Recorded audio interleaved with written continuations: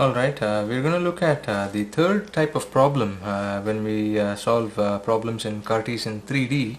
And in this particular problem, we are given the line of action of a force. We are also given the magnitude of the force vector, and we are given the coordinates of 2 points on the line of action of the force. Here is the situation as I will be drawing. So I have the Cartesian coordinate system in 3D.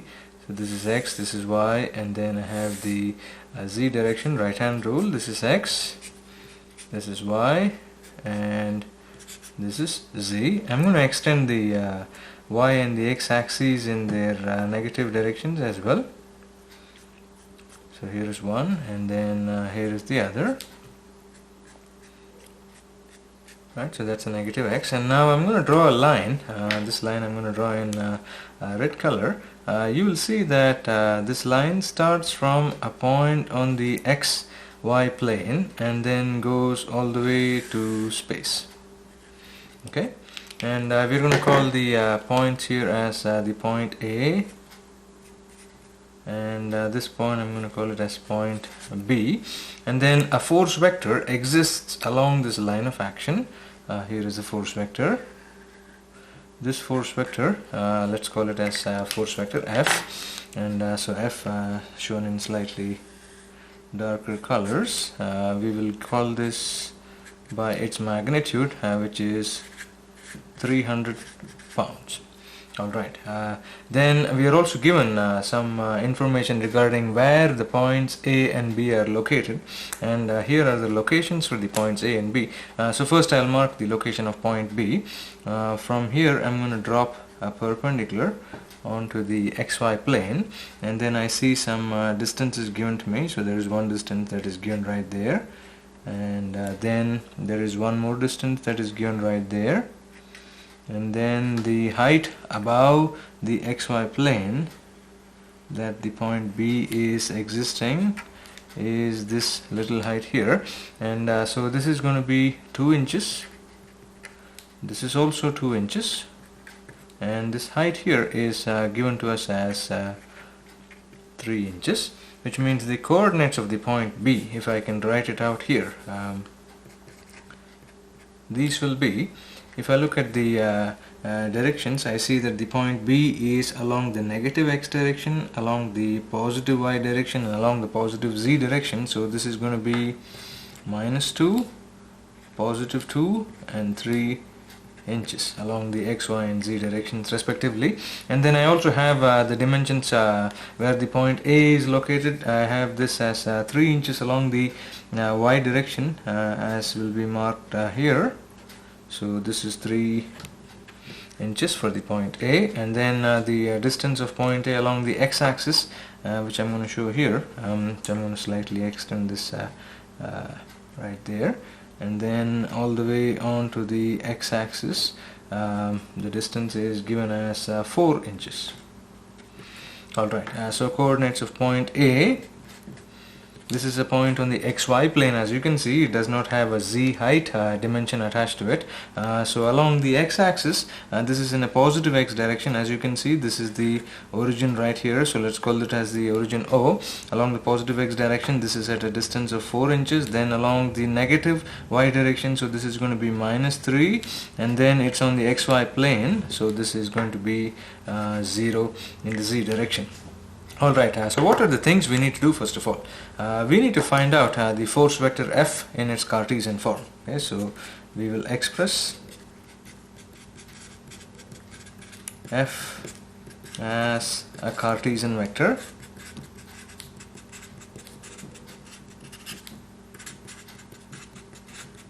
And we will also find out the coordinate direction angles for the force vector F.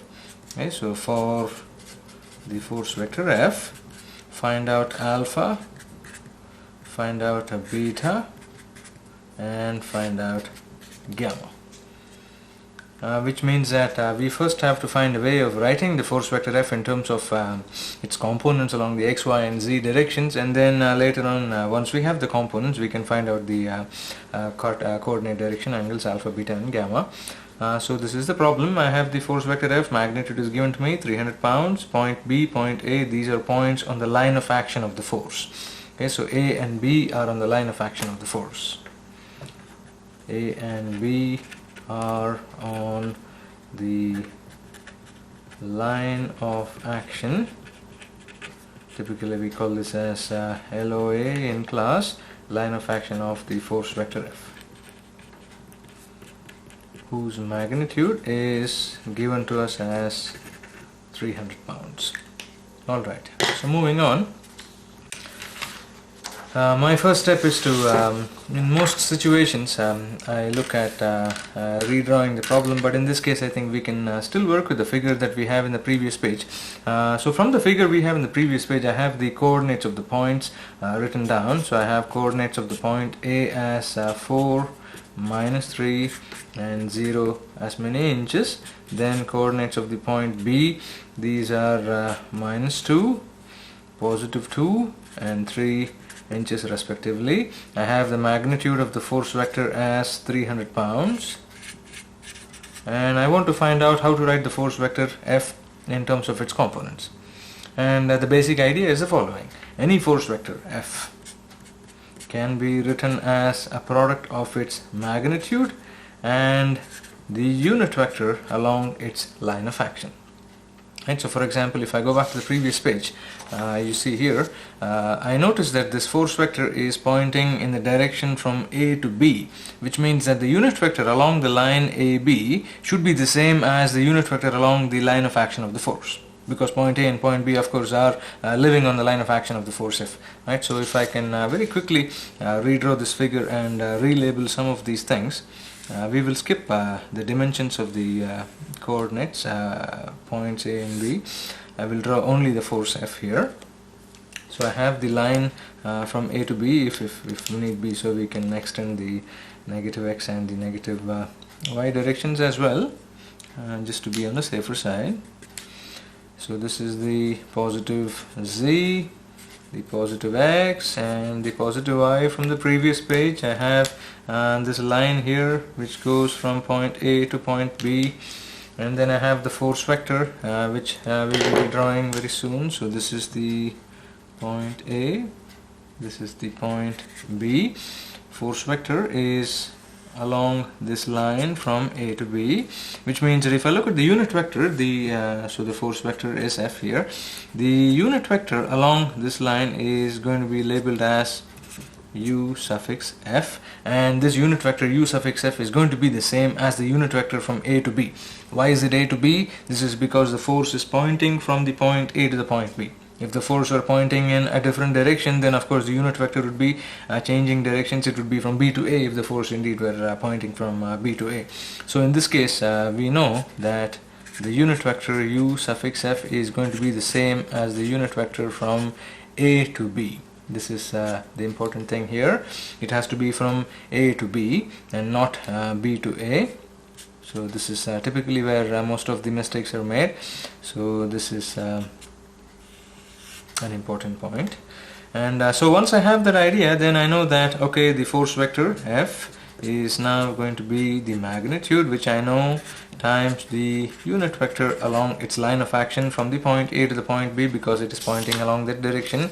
So I have all this information already with me in terms of how to write the unit vector and so on. So all we have to do is hop onto our calculator and start punching some numbers.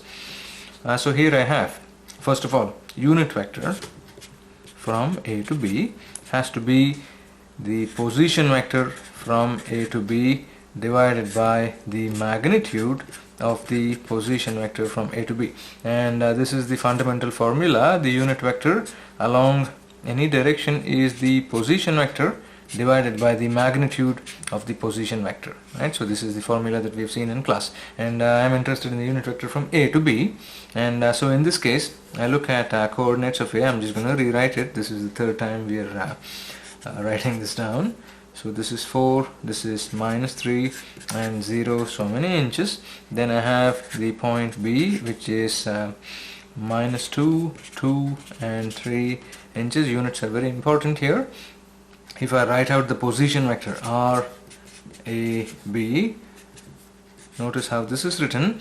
This is the coordinate of the last point, which is the point B here, minus the coordinate of the first point, which is the point A here, in the corresponding directions that we are taking them. So for example, if I do it along the x direction, then I take the coordinate of point B in the x direction, which is minus 2, and I subtract that from the coordinate of A in the x direction, that is minus 4, times the unit vector along that particular direction. And I do the same thing in the remaining directions. I have 2 for point B, then I have minus of minus 3. This is in the J, and then I have the K direction, this is 3, and then 0 in the K. And so if I rewrite this, R A B is going to be minus 2 and minus 4 is minus 6i. Then I have 2 minus minus 3 is 2 plus 3, which means that I have a plus 5j, and then I have a plus 3k. So this is so many inches here.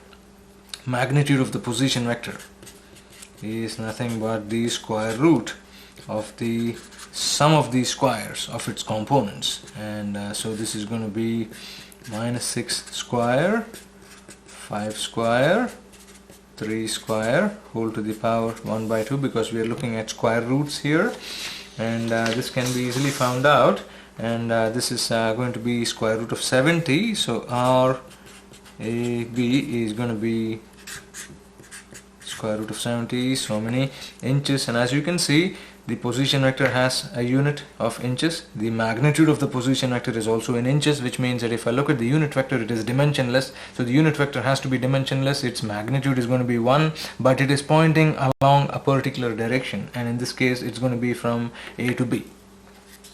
Alright, so we are ready to write out the force vector eventually. So force vector F along the line AB is magnitude times the position vector. So this is going to be magnitude times R AB by the magnitude of R AB.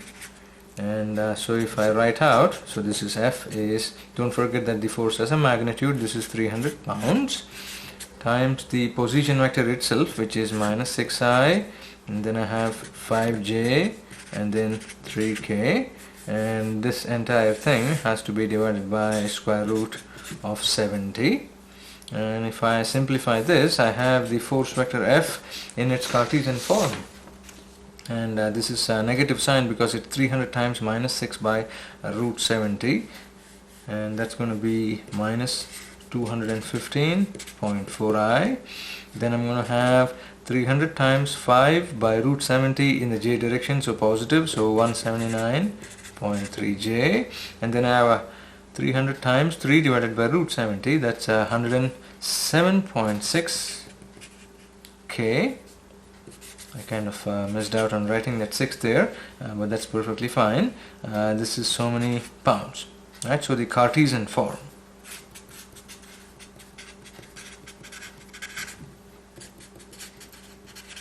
of the vector F is minus 215.4i, 179.3j, and 107k, so many pounds. So do not forget units. Alright, so our job is not yet done. We still need to find the coordinate direction angles for this force vector F, and that's fairly straightforward once you have the Cartesian form of the force vector. And let's take a look at how to find that. This is something we did in the previous problem on Cartesian 3D vectors. So I first of all write out the force vector F in its Cartesian form. This is from the previous page. So this is going to be minus 215.4i. Then I'm going to have 179.3j, and then approximately 107. This is going to be 107.6. Let's call it as 107. So this is 107k. This is the force vector in its Cartesian form. Then I write out the most common form of the force vector in terms of its coordinate direction angles alpha, beta, and gamma. This is going to be F times cos alpha I, F times cos beta j, and F times cos gamma k. And all I have to do is take the I component here, and equate them to find out cos alpha. Take the j component, equate them to find out beta. Take the k component, equate them to find out gamma. And this is all assuming that I already know the magnitude of the force vector, which indeed we do. It's 300 pounds. Alright, so from here I see that F cos alpha is minus 215.4, not alpha is cos inverse of minus 215.4 divided by 300. Do not forget that negative sign. And alpha is going to be an obtuse angle, 135.8 degrees. Then I'm going to have F times cosine of beta. This is going to be 179.3. I can likewise solve for beta. Is cos inverse of 179.3 divided by 300 pounds, and I get beta to be approximately 53.3 degrees. And then lastly I have F times cosine of gamma as 107, and I can solve for gamma. Gamma is cos inverse of 107 by 300, and I'm going to squeeze that in here. This is approximately 69 degrees. Alright, and so once we have these angles, we will draw the force vector and then mark all the angles as we can see it to be here. Now I have the angle alpha as 135.8 degrees. Then I have the angle beta from the previous page as 53.3 degrees, and then gamma is approximately 69 degrees. And we need to set up the force vector F. I have the x, y and z directions as follows. So this is the z direction, here is the x direction, and here is the y direction. And I can set up my coordinate system at any point along the line of action of the force. I can do it at the tail of the force vector, and I can likewise draw the force vector and see how it comes out to be. And I'm going to extend the x-axis along the negative side. And if I look at the force vector, it has to make an obtuse angle with the x direction, an acute angle with the y, and an acute angle with the z. So this is going to be somewhere here. This is the tail. This is the force vector F, and you see first of all that I have the angle gamma, which is an acute angle. Then I have the angle made with the y direction, which is the angle beta. And then you see very clearly that I have this angle alpha, which is an obtuse angle. And these are acute angles, and this is also an acute angle, as evident from the values that we have calculated here. This is key here, and this is the angle that we have seen here. Alright, thank you.